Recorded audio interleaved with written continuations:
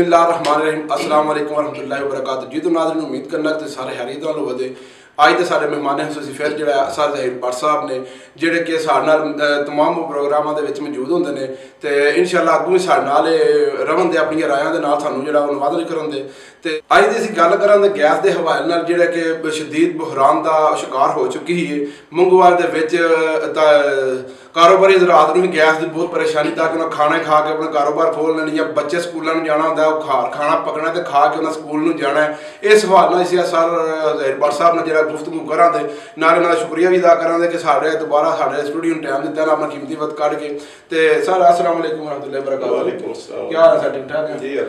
अच्छा सर तुसीं इस हवाले नाल की राय अपनी दिओ दे कि मंगोवाल दे विच शदीद जिहड़ा गैस जिहड़ा दिन ब दिन बहरान की शक्ल इख्तियार करी जाती है पई ना तां बच्चों को खाने कोई लभ रहा है ना सुबह टाइम मिलती गैस ना दिन मिल रही ना शाम मिल रही है।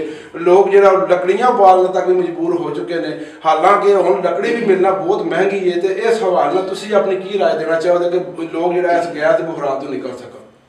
बिस्मिल्लाहिर्रहमानिर्रहीम। गैस के हवाले अगर गल करिए तो बिलाशुबा ये साडे मंगोवाल का मसला नहीं, ये साडा कौमी मसला है। और गैस जिहड़ी है वो दी पैदावार घट है, लागत बहुत ज़्यादा है और ये कई सारे मामलात दरपेश ने। मैं समझना सब तो पहले तो कि एक चीज़ अगर वो पैदावार घट है तो वह इस्तेमाल इन्ना वधाउण की जरूरत है। जिस तरह हम तमाम पूरे पाकिस्तान में सियासतदान जिधर जाते हैं उन्होंने जी आवाम है डिमांड करती कि सानू गैस दो गैस दो। यकीनन ने बड़ी वड्डी सहूलत है, शुक्र अलहमदुलिल्लाह अल्लाह ताला की नेमत है। लेकिन वेखना तो यह कि साड़ी पैदावार की है, असी जिन्ने मतलब इनू दे रहे हैं अगे फैला रहे हैं वसी पैमाने पर, क्या वो साड़ियाँ जरूरतां पूरियां हो सकदियां ने? नहीं, कतई नहीं होंदियां।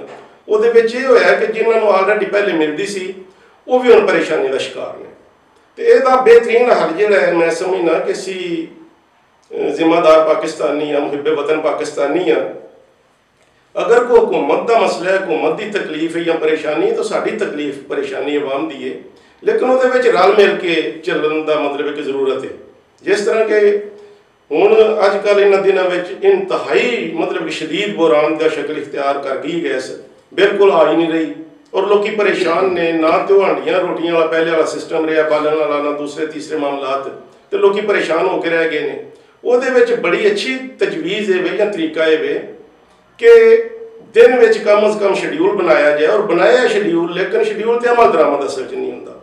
अगर सुबह दोपहर शाम जिस टाइम स्कूल बच्चे जाते हैं या दफातर लोग जाते हैं दोपहर में रोटी टुकर या राती, मैं समझना कि मुनासिब टाइम टेबल बना के अगर 3 टाइम गैस दे दी जाए तो शहरी जोड़े ने बड़े अच्छे तरीके मतलब वह इस्तेमाल कर सकते हैं, शिकायत भी नहीं रही, मसले का भी हल निकल आता है। या मतलब ये है कि घरेलू सार्फिन बड़ी मतलब एडा ज़्यादा प्रैशर नहीं चाहिए, थोड़ा जहा प्रैशर हो गैस तो कम चल जाता है। तो तीसरे नंबर पर जी मैं गल कराँगा कि बदकिस्मती नाल इदारे या हुकूमत मैं कह लो कि अवाम में चोरी करने से भी मजबूर करते हैं। जिस तरह मतलब गैस के हवाले वाली गल करिए तो लोग कंप्रैसर का इस्तेमाल करते हैं। हूँ मैं बड़े शहरों दी खबर मैं सुनना और साढ़े शहर में भी काफ़ी सारे मीटर जोड़े ने उतारे गए ने ला के लै गए। वो अल्लाह के नेक बंदे हो, खुदा का वास्ता जे अगर गैस दी जे तो इन्नी तो दो कि लोग इस्तेमाल करन। और अजीब गल है कि कंप्रैसर भी मतलब ला के कोई गैस का एडा लम्मा चौड़ा कोई नहीं, क्योंकि जिसले बंदे लाना है तो बंदे की करन। पहली गल तो यह कि बंदे की करन, अगर बंदे लाई है गैस वह बिल देंदे ने तो मतलब क्यों ना सानू लभे। वह बेहतरीन तरीका है कि मुनासिब नहीं है जोड़े साडे मौजूद सियासतदान ने, लोकल सतह के कायदीन ने या बड़े मतलब मैं अगर गुजरात बैठा मंगोवाल तो साढ़े कायदीन में मतलब चौधरी बरादरान ने, मुनस अली साहब ने, परवेज अली साहब ने, उन्होंने मैं समझना खास दिलचस्पी लैके इस मसले का मुनासिब हल कढ़ना चाहिए कि उन्होंने हल्के में अवाम जी है वो सख्त परेशान है इस हवाले नाल। और मैं सुन बैठा वहाँ बल्कि साढ़े कोल इत्थे पिंड सारो की मैं सुनिया कि उत्थे गैस बंद नहीं होती, क्योंकि उत्थे शारक साहब सन चेयरमैन, माशाअल्लाह बड़े वर्कर सन, अल्लाह ताला उन्होंने मगफरत फरमाए, बड़े अच्छे बंदे सन। हुण साडे इत्थे मंगोवाल भी रोजाना की बुनियाद पर महकमा गैस का नुमाइंदा होंदा है और वाल बंद कर जाता है और बिल्कुल बंद कर जाता है। ये कोई तरीका मुनासिब नहीं और सारा दिन कोई वह शेड्यूल नहीं, कोई टाइम टेबल नहीं।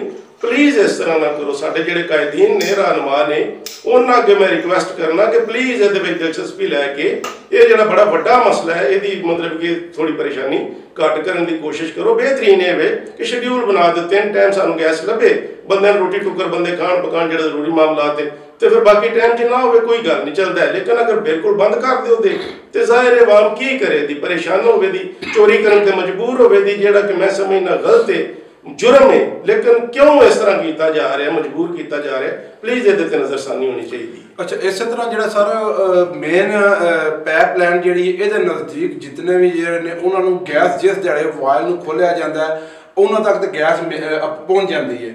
लेकिन जेडे तंग गलियां वाले ने, जेडे मुहल्लियां में ने, बरीक गलियां वाले दूर मुकाम ने, पैप लाइन मेन जी वो दूर ने, उन्होंने तक जो गैस जिस दिहाड़े दी जाती उस दिहाड़े भी नहीं पहुँचती। क्या उन्होंने कंप्रैसर इस्तेमाल करना नहीं चाहिए फिर इस वास्ते, ताकि अपने घर बच्चों वास्ते या अपने वास्ते या अपने बजुर्गों वास्ते खाना पका सकन? इस वास्ते गौरमेंट जो अजे तक कोई भी कदम नहीं पी जो उठाती है। इस हवाले तुम की कहो जी? तुम ठीक आख्या। असल में चेंज है कि कंप्रैसर अगर कानूनी जुर्म है तो मैं नहीं कहूँगा कि लोग इस्तेमाल करन। जुर्म है वो मतलब कोई मजबूरी जी आड़े नहीं आ सकती। ये नहीं कि बंदे जुर्म करना, जुर्म तो नहीं हो किसानदा बिल्कुल। लेकिन मैं महकमे की फिर मतलब अर्ज करना वो सच वजह होंगी है कि मेन लैंड जी सहज मोटा होंदा है। इस तरह ਜਿਹੜੀਆਂ ਜਿੰਨੇ ਉਹਦੇ ਵਿੱਚ ਟਰਨ ਹੁੰਦੇ ਜਾਂ ਛੋਟੀਆਂ ਗਲੀਆਂ ਜੇ ਉਹ ਪੈਪ ਦਾ ਸਾਈਜ਼ ਛੋਟਾ ਹੁੰਦਾ ਲੱਗ ਜਾਂਦਾ ਹੈ। ਔਰ ਯਕੀਨਨ ਜਿਸ ਟਾਈਮ ਉਹ ਪ੍ਰੈਸ਼ਰ ਹੀ ਪੂਰਾ ਨਹੀਂ, ਉਹ ਮਤਲਬ ਉਹ ਕਿਸ ਤਰ੍ਹਾਂ ਜਿਹੜੇ ਮੇਨ ਲੈਂਡ ਦੇ ਨਾਲ ਲੋਕੀ ਨੇ ਉਹ ਅਗਰ ਪਰੇਸ਼ਾਨ ਨੇ ਤੇ ਜਿਹੜੇ ਛੋਟੀਆਂ ਗਲੀਆਂ 'ਚ ਨੇ ਜਿੱਥੇ ਪੈਪ ਛੋਟੇ ਸਾਈਜ਼ ਦਾ, ਤੇ ਯਕੀਨਨ ਉਹ ਕਿਸ ਤਰ੍ਹਾਂ ਉੱਥੇ ਪਹੁੰਚ ਸਕਦੀ ਹੈ। ਉਹਦਾ ਇਹ ਹੱਲ ਨਹੀਂ ਕਿ ਲੋਕੀ ਕੰਪਰੈਸਰ ਮਤਲਬ ਠੀਕ ਹੈ ਲੋਕਾਂ ਲਾਏ ਨੇ, ਲੇਕਿਨ ਉਹ ਇਹ ਹੱਲ ਨਹੀਂ। ਹੱਲ ਇਹ ਹੈ ਕਿ ਪਲੀਜ਼ ਮੈਂ ਅੱਗੇ ਰਿਕੁਐਸਟ ਕਰਨੇ ਆ आला जी अथॉरिटीज़ ने मतलब मुतलका नुमाइंदे ने मुतलका साढ़े उन्होंने सारे अगर रिक्वेस्ट करना वा कि प्लीज़ ये नज़रसानी करके मुनासिब शेड्यूल दे दो, 3 टाइम गैस दे दो, ताकि लोग चोराकारी ना करन और उन्होंने मसला जो परेशानी जी है वो भी खत्म हो जाए। जी, जिस तरह तुम सुनिया कि सर जहीर भट्ट साहब का कहना कि गैस बहरान जो शदीद शक्ल इख्तियार कर चुका है। उन्होंने कहा कि मूंगवाल के विच की नाल दे देहातां विच भी जिहड़ा गैस जिहड़ी है बहुत ही बहरान की शक्ल इख्तियार कर गई है। तो साडी जिहड़ा आला हुकाम अगे रिक्वेस्ट है, मूंगवाल के अबासियां दी जिहड़ा आला हुकाम अगे रिक्वेस्ट है कि इस तरफ तवज्जो आवे, तुहाडी इहदा ध्यान करो ताकि आवाम जिहड़ा 2 वक्त की रोटी पका के अपने बच्चों भी खवा सके तो आप भी खा सकन। इस नाल मैं तुहाडे कोल छोटी जी रिक्वेस्ट भी करांगा, ना सर जहीर भट्ट साहब का शुक्रिया भी अदा करांगा कि अज भी उन्होंने सानू अपना स्पैशल टाइम जिहड़ा वो दिता स्टूडियो विच। ते इस नाल जिहड़ा मैं छोटी तुहाडे कोल रिक्वेस्ट करांगा कि साडा जिहड़ा यूट्यूब चैनल सबसक्राइब करो, लाइक करो तो कमेंट भी कराया करो, ताकि अपनी राय दे नाल सानू दस्सिया करो जिथे कोई कमी पेशी भी उसनूं सही भी कर सकीए। तो इस नाल मैं इजाजत चाहंदा। अस्सलाम वालेकुम व रहमतुल्लाहि व बरकातुहू।